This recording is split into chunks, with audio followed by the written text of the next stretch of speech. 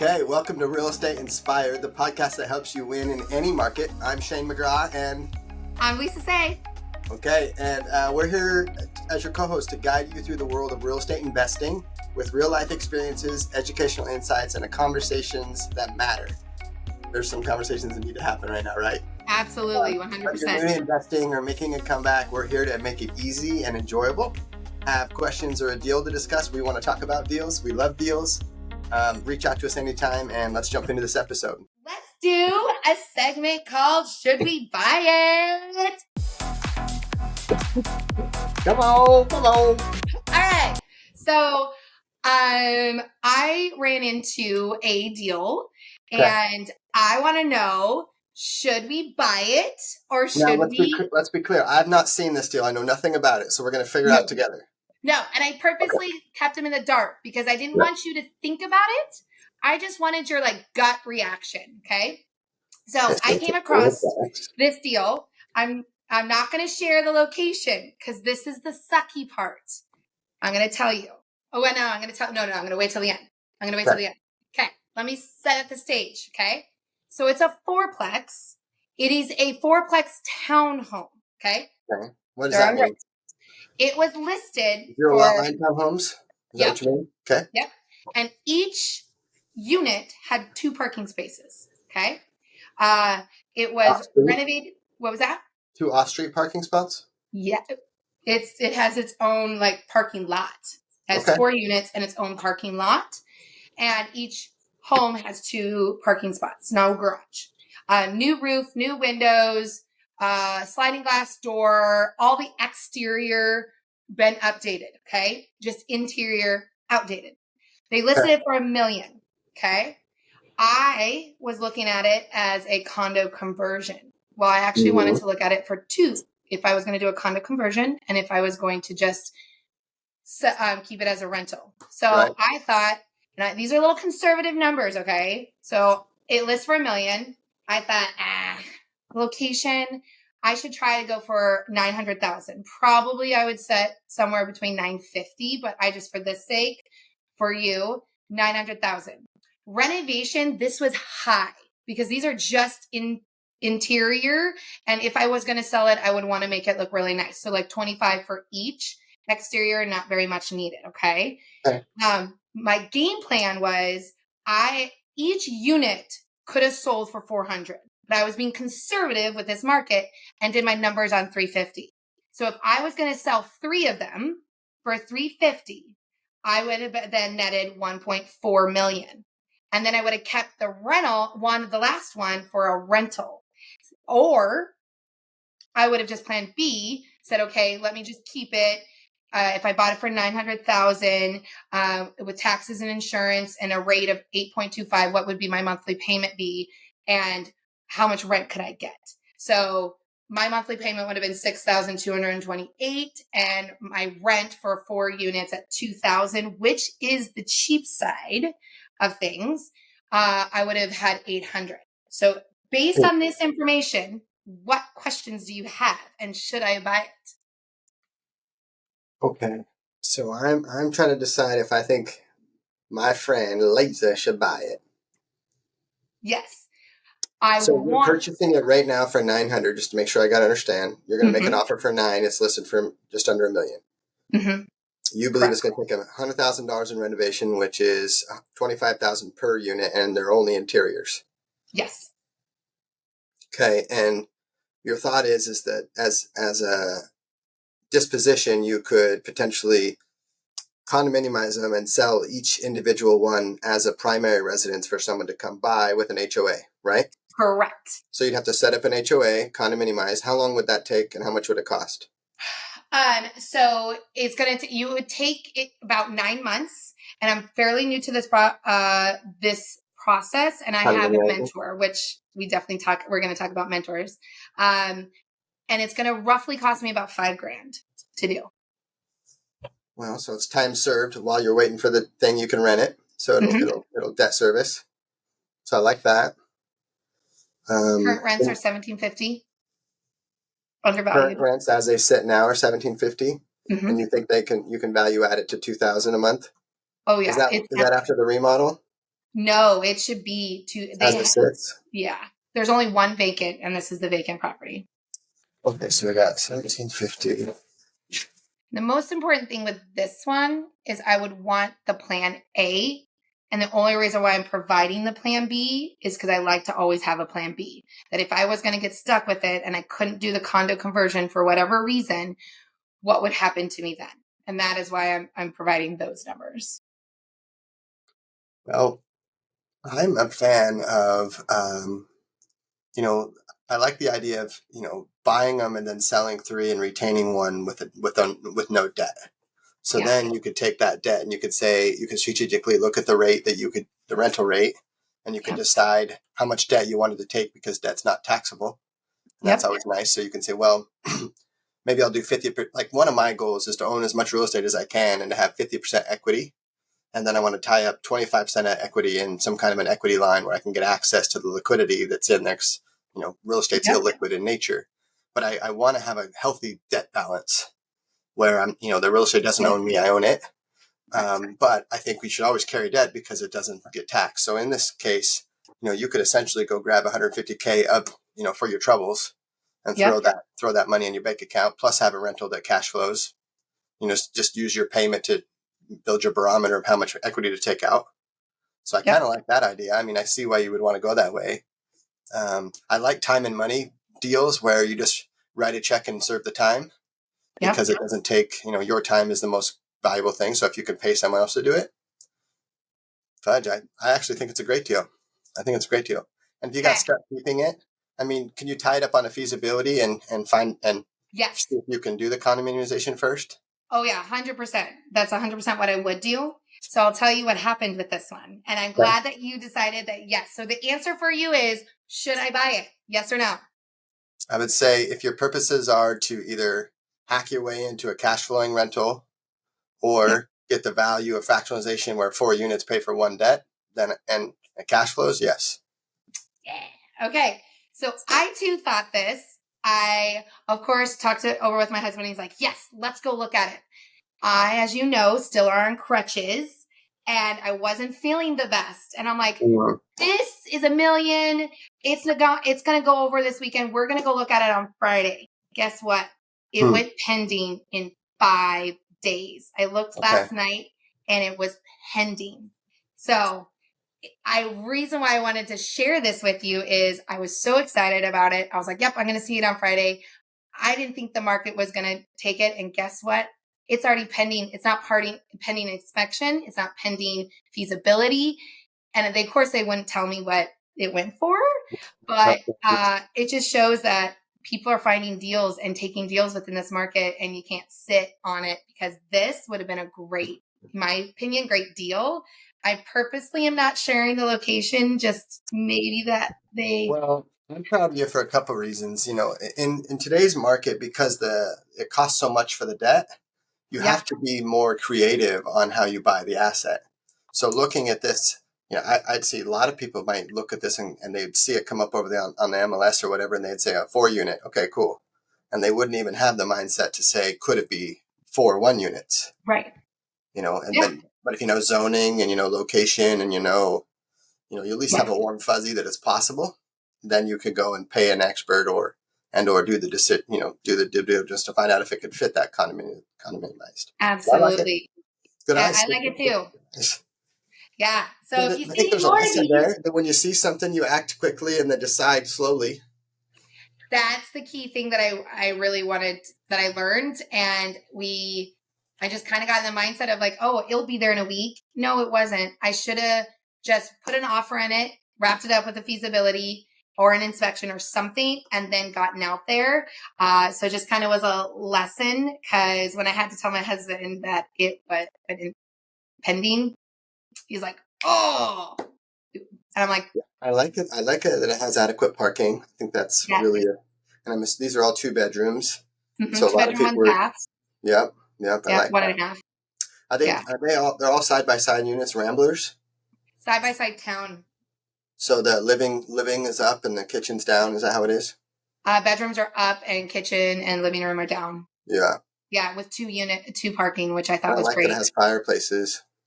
Yeah. I would take those out. not a big fan of roofs with holes in them. And it has a new roof. Yes. Well, I wanted to That's share it fun. with you.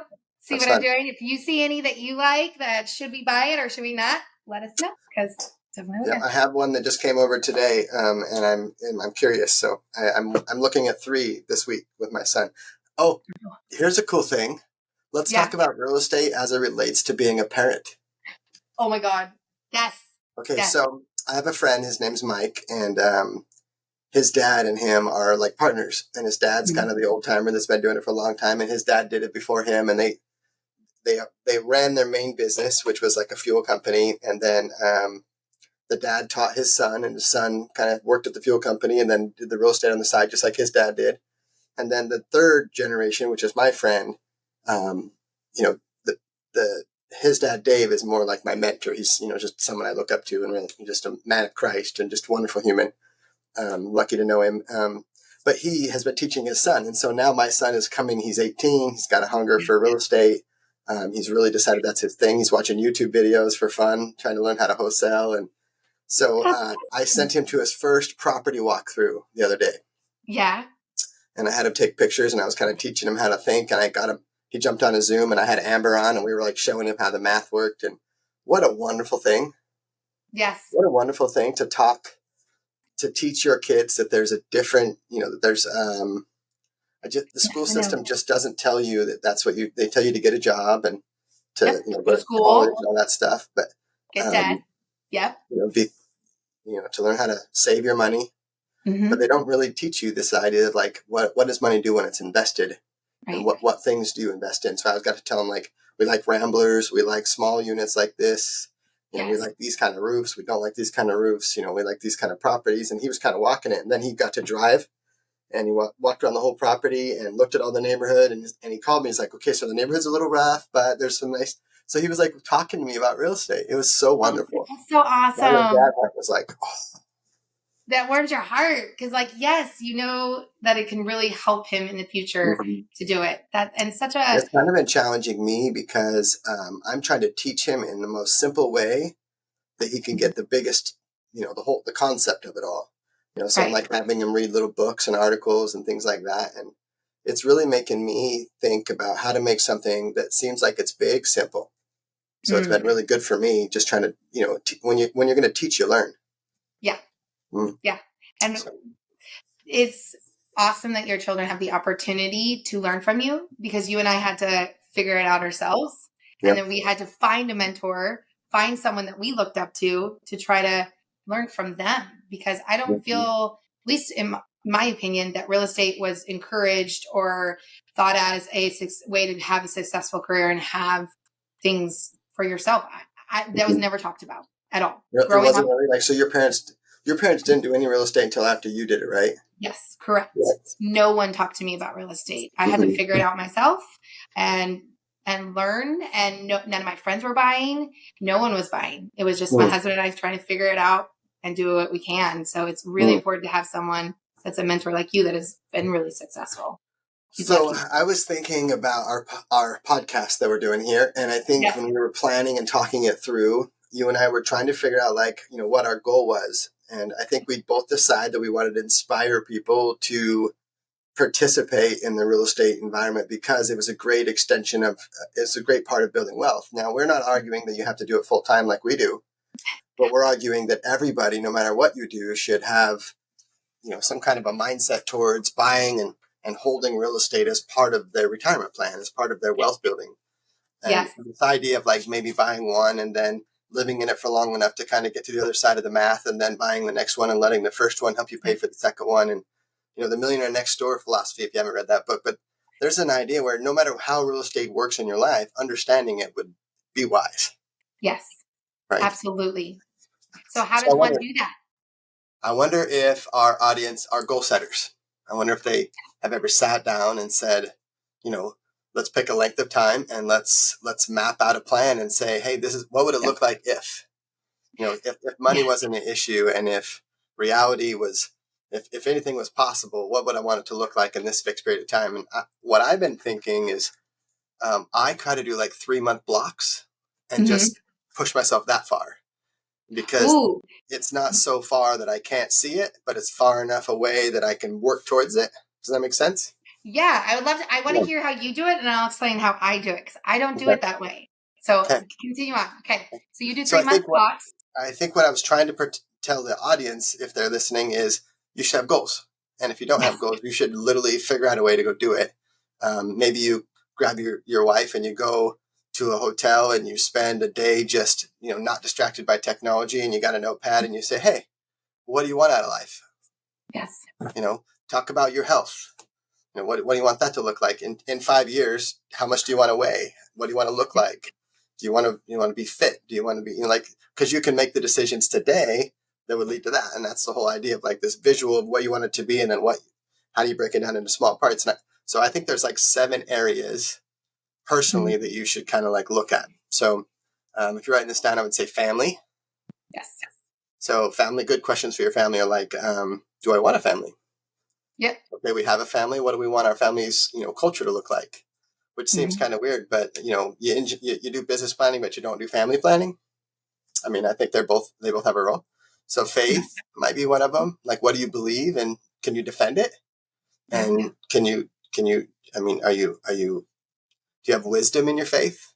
Have you spent time in it? And I mean, can you articulate it? Do you live it?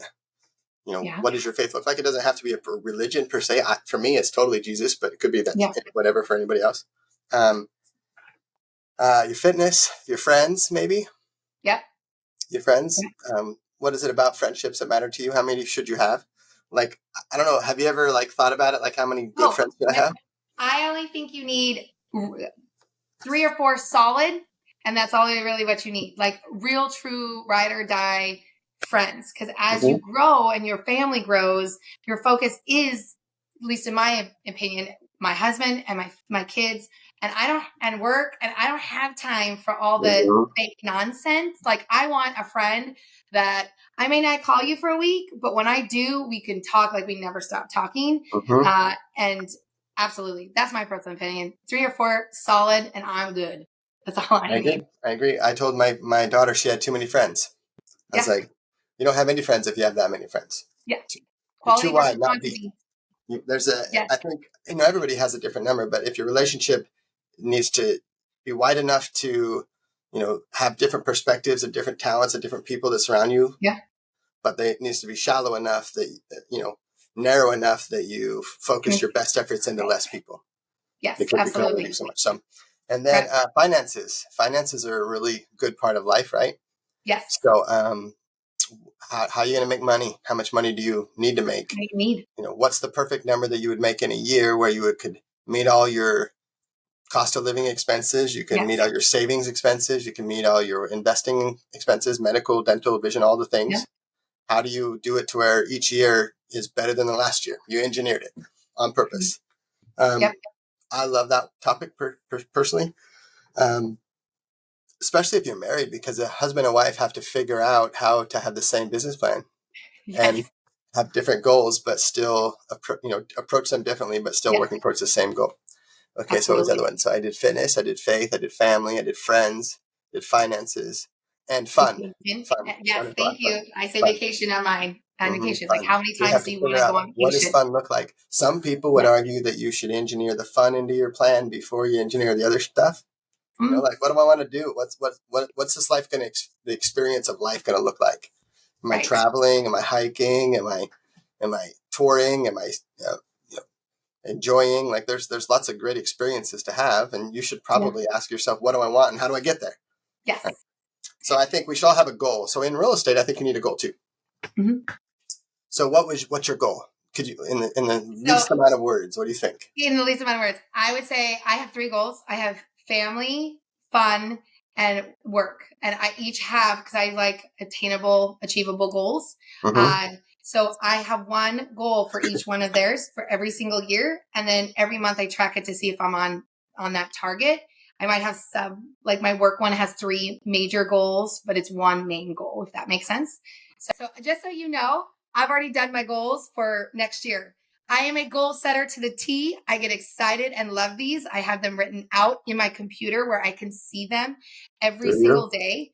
So wow, you're a nerd about it. That's oh, cool. I'm a nerd about it. I freaking love goals because if you don't see it, breathe it, and live it, how can you achieve it? Like if you're not constantly reminded of what they are, how are you going to make sure you're on track? And They're like, kind of like a compass, right? It's a filter of which you run decisions, yes. So I'll share action. mine. So then it has to be I know what that kind of means. metric, right? I know what Right. that means in all of them. And I can make myself a lot of money, but I also want to make sure that I make my company the most money. And I then think, I as think that's many really wise. There's a book called Business Made Simple by Donald Miller. It's a really, really good book. And he makes the case that if you don't look at yourself as an economical engine at work, and you're not thinking, how do I make my boss 3 times as much money, 10 times as much money as he pays me? You're doing it wrong. You're yes, a terrible business partner. Terrible business partner. yes, And so yes. I think that's a wonderful thing to think to yourself. How do I, because if your boss is reaching his goal via you, Mm-hmm. Yep. it puts you in the best position to have the most opportunity to, Yes. present it to And you. That's cool. I love that. yeah. Yeah, I Yeah. think sometimes, complex goals broken down into simple parts is Yes. worth it. So you can And spend I break time mine like down in dreaming. monthly and then also weekly. Make sure I'm on track. How many calls I need to make, how many I need to do. Yes. Mm-hmm. When you talk about goals, friend, this is where I get really excited. Mm. Well, real estate, I think it's fun to have goals. One of the goals that I think is probably the first metric in real estate, in my mind, is get your real estate to pay for your real estate. Yes. It seems really simple, right? Real estate to pay for your real estate, but real estate being the ones you live in and the ones you don't live in. Yes. So, your house is a liability because it costs you money every month to live there, right? So if you can get another rental and have that rental pay for this other one, that's a good thing. That's a good thing. Yes. So that's Yes, my it is. first goal. And I reached it and it felt, I'll tell you what, it didn't take as much as I thought, but it Mm-hmm. took more than I thought too, because I thought that I'd have to own a lot more properties Mm-hmm. to get it offset. Um, and I didn't, but I had to spend more money. I had to invest more of my savings, if you Yep. will, into these properties to get to that outcome Yep. than I expected. So that was kind of hard. I didn't like You know that. what mine was? But To treat my real estate business as a business and not get emotionally involved. That's when I did that. That's when I started having it pay for my home mortgage. to not get emotionally involved. Like, are you To emotionally treat it. unavailable? Is that what you're saying? Just not Um, available?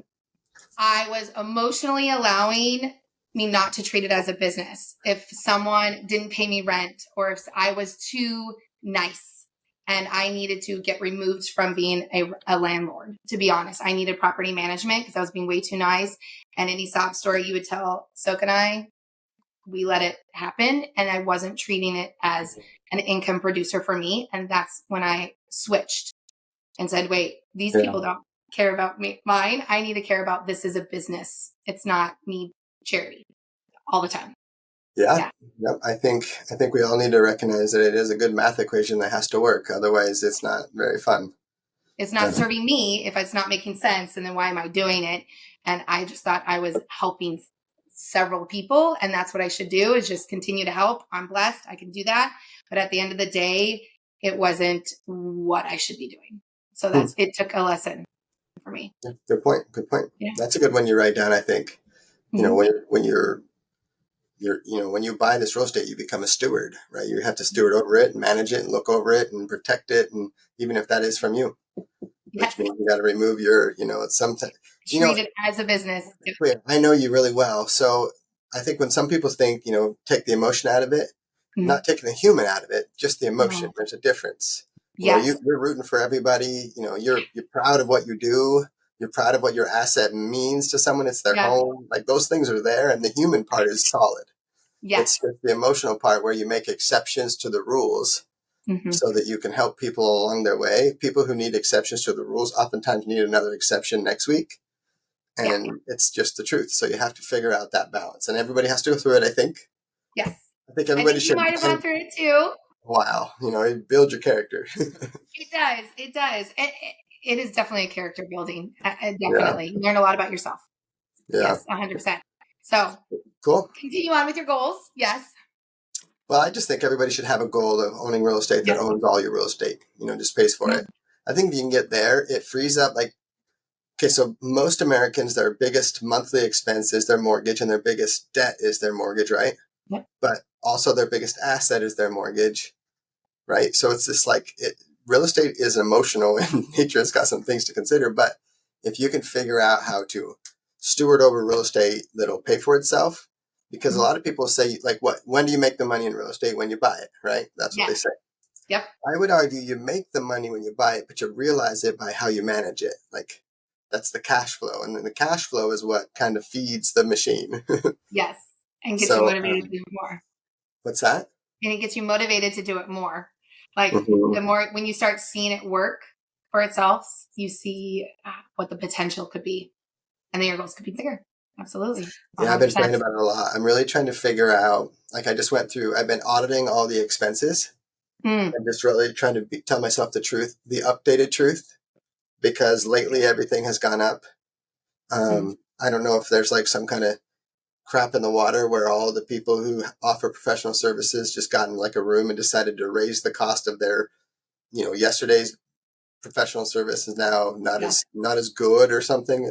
So all my utilities went up, all my insurance went up. Yeah. All my insurance went up. Some of them went up because, like, it cost more, and some of them went up because the sewer people got together and said there's 5 sewer mains in the area and they just can't handle the new amount of volume, so we need to charge you more money. And you're like, well, you need to build me another one, or you need to charge me more money? I don't understand. Yes. But I guess the upkeep, because I live in an area that has really tough topography, lots of ups and downs and waterways and bridges and valleys, and so it's pretty tough to like manage utilities. To get them from point A to point B is real expensive. Sometimes you got to go down a 50-foot cliff to get around, to get to the other side of that cliff. So I get it that it does cost money to maintain it, but our real estate expenses went way up. They went way up, and I was frustrated about it. So I was like, well, I better understand it instead of just, because I don't know about you guys, but I don't track my real estate, my assets so tightly that I know them all the time, but I track them tightly enough to have an emotional connection to them. So I'm like, wait a minute, this feels like it's not working anymore. And then I go look at so I try to look at my stuff like every 3 months and just trying to tell myself the truth. Yeah. That's smart. That's very smart. But again, it's at the end of a sprint, right? So every sprint, I want to look at my scoreboard, look at all the things that are important to me, measure all my, ask me good questions in all 7 of those areas. And then when I get to the other side of it, I can look back and go, I can reflect and say, what did I learn? What worked? What didn't work? I remember when I did the 75 hard thing, I read the Aragon book series. You ever read that before? No, I haven't. I know. So wait, can you back up and say what? You read 75 books in what? I just read a lot of books, a lot of pages of a book in 75 days. Just a 12-week sprint. I read like as much as you can. Like 1,700 pages of books. I read a whole 4-book series called Aragon. But I would have never thought that. I mean, if you stacked them up, they're like, they're like a foot tall. And I was like so proud of myself. Like, I'm not a big reader. But I'm a reader, but I'm not a big reader. Right. I'm not looking to, read an entire book to find 2 nuggets. I usually read the books that are filled with the nuggets. So, so when I decided to not read a book that was self-help or developmental, I read a book for fun, because I haven't done that like ever. Oh my God, you and I are the same. I only like self-help books. I'm not a reader for fun. No, neither am I. If it's not a self-help book, I just can't get into it. Really? Yeah. We should have a support group, because I thought I was kind of weird that way. Like, I'll start reading a good book. Like for enjoyment, and then I'm like, I'm so bored. Why am I doing this?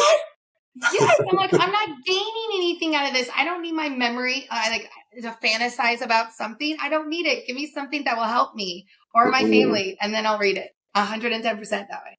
Yes. But I did make myself read a whole series that had no value, and I thoroughly enjoyed it. So I might be on the read for fun train just a little bit. Okay. Well, I'm not there yet. There's a book about dragons. Yes. I didn't know that I even thought dragons were cool at all until I read the book. When I had my surgery, I was hoping that I could at least get some books out of the way, and they're just sitting there. My friends all gave me books on different genres, and I'm like, no, I can't. Really? Just give me a self-help book. Yep. Yeah. But give me a book about goals, and I can. While we're talking about it, what's one good self-help book that you would say that has made recently that sticks out that's made an impact on you? Something that you were able to read it, take something and apply it. So I recently have been reading books about life skills with my children. Like they both read books together. So the books that I'm actually been reading right now is to help with life skills and management money. And there's a it's life skills handbook. And it was fascinating that as much So as you're I like life know, skills book, and then it it's popped life up and it skills said life skills handbook. handbook. You're like, perfect. And it's for a kid. And I loved it because it like broke it down, kind of like what you're saying with your son, like showing your son and breaking it down, something so big and making it easy. I was taking a little nuggets out of those and I'm like, oh, I like this. I don't do this. And I actually really enjoyed that book. So I don't know about you, but I have my book, my kids read a book and then I read a book and we kind of talk about how that can help them in their life. So right now that's the one I would do. But probably not something you would read right now. That's cute. That's a cute mom thing. Let's read a book together, guys. They hate it, but they do it. I'm sure they like skim it. Then what I did is I read the books, and when I like them, I find the ones that I think are like in allegory, or that are in a good story that has like the great lessons in it. Like, you know, 'cause they wrote the book like, hey, we got 7 things we want to teach about business. Let's write a story around it. Yes. It's not the other way around. It's not like let's write a story then have one nugget, you know. Have you read this one? Talent is overrated. No. No, this is the next one. It's supposed to be a really good book, and it's about your talent. And I haven't read it, but I was told that it's a really good self-help book for your career. So this is my next one I'm going to read after I finish the other book with my kid. Yeah. So it's supposed to be really good. Yeah. So with your goals that you're talking about, you said 7, and I don't know if we got to 7. I think we were at 6. Did you? So I said family, friends, finances, fitness. Oh, field, your job. Okay. You have to have job goals. Yes. Well, we talked about those. Is that 7? No, one more. Fun, because I don't want to leave our viewers hanging saying that there's 7. Finances. No? Okay, well, let's say you have 6. Out of those 6, what would you say? I say you have 6 goals and then have little micro ones from them, and it has to be obtainable. What would you say? Well, I like to pick one thing that I know will affect all the things, and then that's the goal. And then I try to pick 2 or 3 things that I can do that are small, that are over a long period of time, because I know it adds up and compounds over time. So it's kind of like one of them would be like, I'm going to stop drinking Coca-Cola or caffeine, something like that. Well, you know, that would save you money. Yep. It would impact your health. It would impact your, you know, maybe your friends. Like one of my friends just sent me a video that he's decided to quit drinking. And I quit drinking like 5 years ago. So it's like something I have been through. Yeah. And I was like, that's cool that you quit drinking. And he's like, but I didn't quit drinking because he's like, I just felt like I had outgrew it. And I was like, that's what happened to me.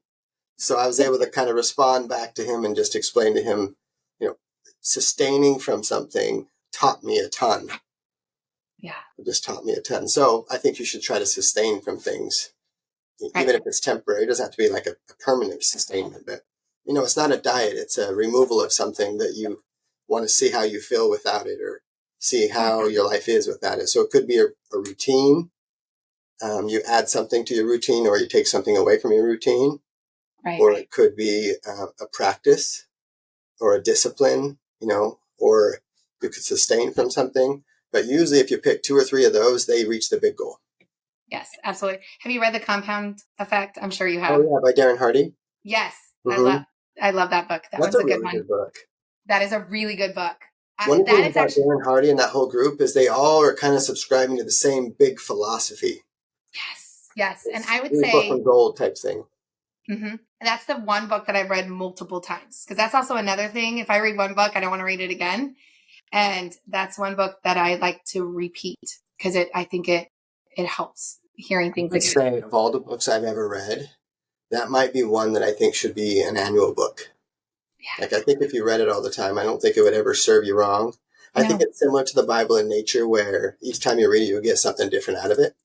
And you hear something different, and where your life is at that moment, you discover, oh wait, this is what I need to do. When you maybe last That's a year you good book. didn't. I should read it. I'm going to 100%. read that again. Okay. All I just right. think of I that. think I should read it again too. I actually have it. I think I have it on my desk too. So okay, we It's both one should that I read it give again. away a lot. Oh yeah, yeah, You that's know. a good one. Mm-hmm. So when If you're not a reader, though, just something on the reading. More and more, I talk to people, and they're really about the audible. Um, they just they've found a new relationship with reading through the audible, so it's in their ears. My son puts down 500-page books in 3 days. Like, he's addicted to the audio books. So if you're not a maybe I good should try that. Because I have to admit, when I get into the car, like I would think of when could people like us that are constantly with people and talking with them, because that's what we do for our job, when could we hear the audio book? It's only when you're probably driving or you're cooking or you're doing something, Like, I wonder, when is he listening to it?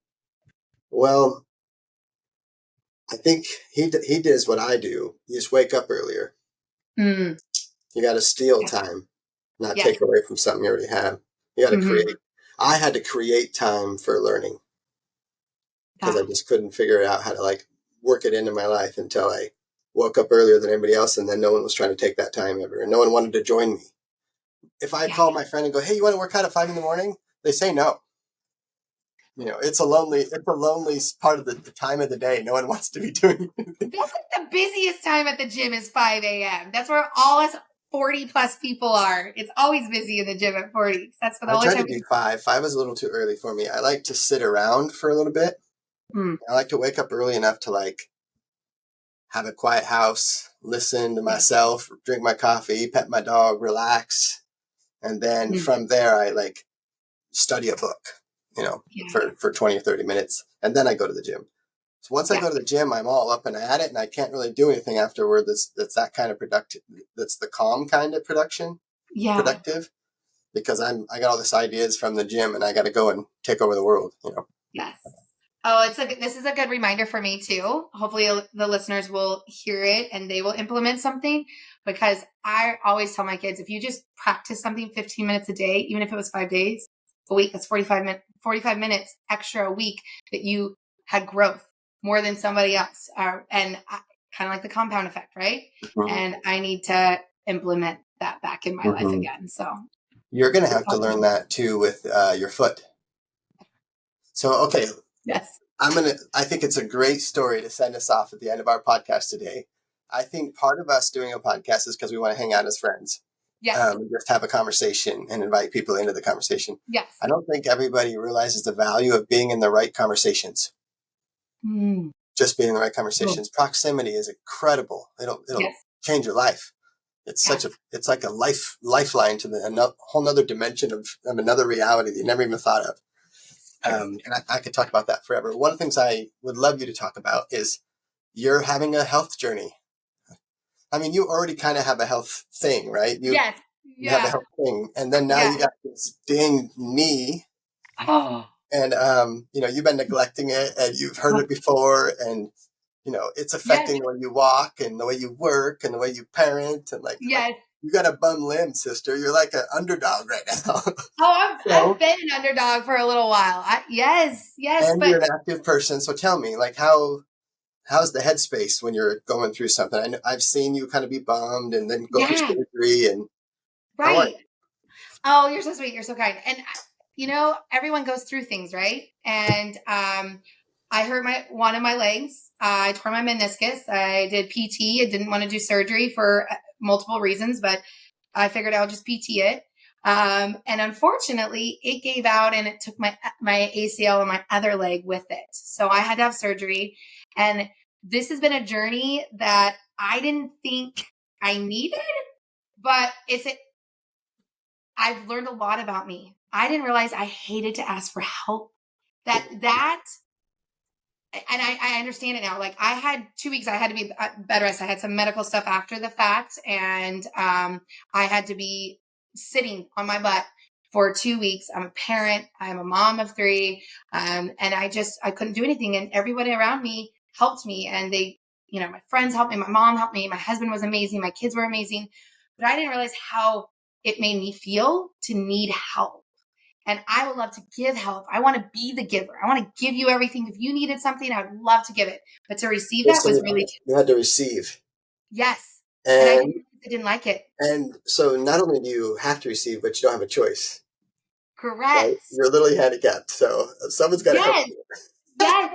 And one of my friends said to me, stop depriving your friends of the things that you love to give them too. Because like I would love to give to my friends, and it makes me happy.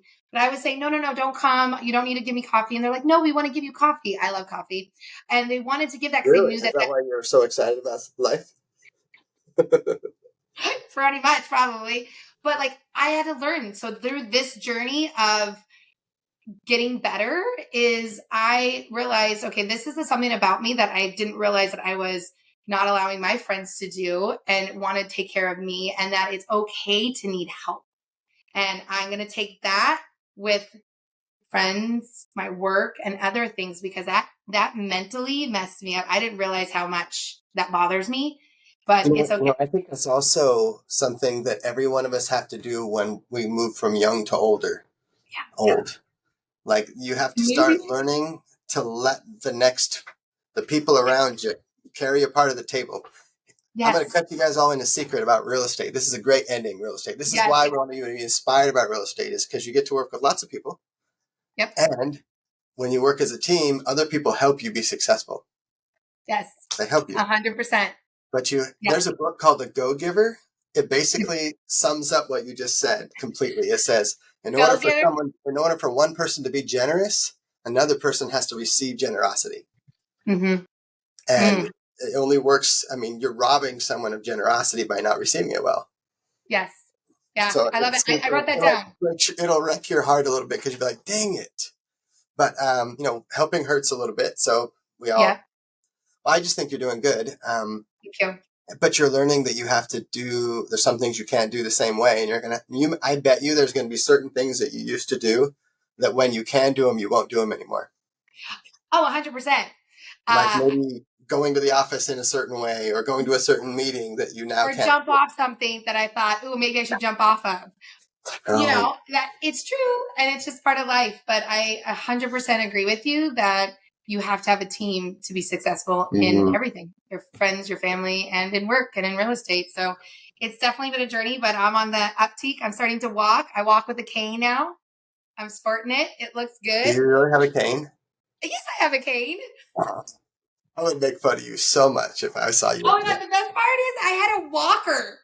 My friend gave it to me from her mom's house. It was a walker. I was like sporting the walker because I could get up and still be like kind of hands free instead of crutches. And then now I'm in a cane, and I just can't wait till I can start running and doing stuff again. So it's gonna be good. Yeah. So I like this inspired thing is really working for me. And I'm thinking like we're trying to, how does something become different than what it was? It has to be inspired. A force has to enter into it, and the force is your mindset most of the time. 100%. So I don't know about you, but I have been in a bit of a funk. Oh, you have? A little bit, yeah. A little bit of funk. Oh, like what kind of funk? Let's talk it out. I don't know if it's like an emotional funk. It's just, I've been playing this game a long time, so I feel like I almost know too much. Does that make sense? Okay. Not because I'm outsmarting myself, but because I know all the risks, because I've seen them all and they've all happened to me. So I'm looking at all the opportunities, and I'm seeing more of the risk than I am the opportunity. Okay. So do you remember, I don't know if you remember this. This was probably a year ago. And we talked about me being conservative and why I don't just do it and you should go out and do it. Because I talk to so many people and I get phone calls of things that have happened. I see the risk. I see the potential, but I also see the risk. And so I completely understand what you're feeling because you know what could happen. But think about what happens if you didn't. That's where I'm at. Like, okay, I sat on the bench too long and didn't invest when I should have invested. Not going to regret it because I learned from it. But now I am not going to sit on the sidelines anymore, because a lot more I take the time to not invest is years off of my retirement or what I could be making for my family and their inheritance and what we can do with it. So I would say just be conservative. Don't get me in a funk. Be conservative with your numbers. And there's a risk at everything. But didn't You you want to tell know what me the key measure of calculated risk? conservative is, though? Okay, Calculated so if someone's conservative, do you think they're fast or slow? mindset. When I was conservative, I'm conservative with numbers, and I think I didn't jump on things because I was too afraid. Now, when I'm doing conservative numbers, just like that instance with that house, I didn't jump on it. I waited too long. I didn't do it. So I think they're slower than what they should be. And I'm trying to fix that for myself. You know what I mean? Yeah. Just calculated risk. Someone wise once told me calculated risk. And if you put your contingencies in place and trust your asset and trust your numbers, you should be fine. You just got to trust yourself. I've been fine so far.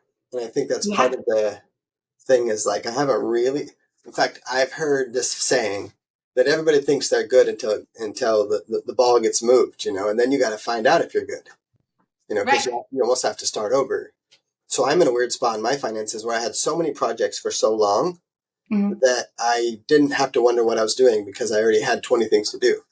Yes. And then my gut started to tell me not to take on any more projects and then to just keep finishing what I had.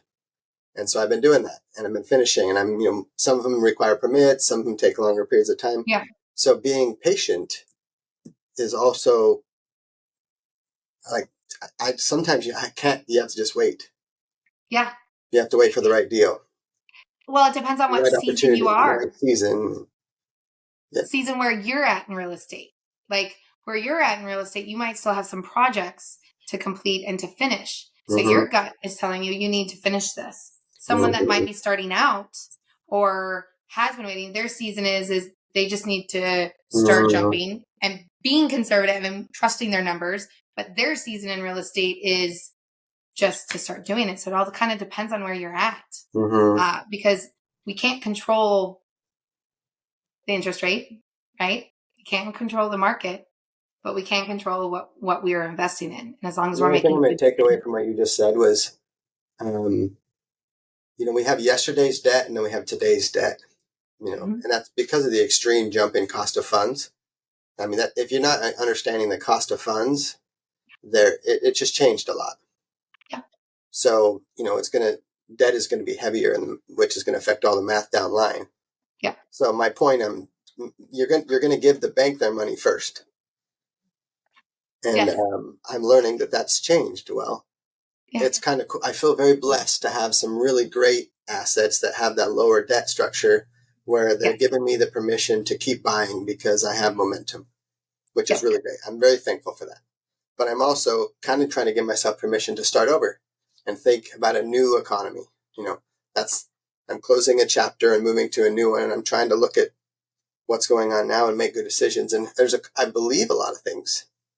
Yeah. I have a lot of truths. Like I know, like for instance, one of my rules is I like to flip. If I'm going to do a flip project, I like to flip something that is reasonable in size and reasonable in time, and it caters to the largest amount of buyers, so that I'm making a good strategic decision to buy something. I don't want to buy a $250,000 project that's going to take 9 months, because that's just it's not where I'm at today. Have I done those before? Yeah.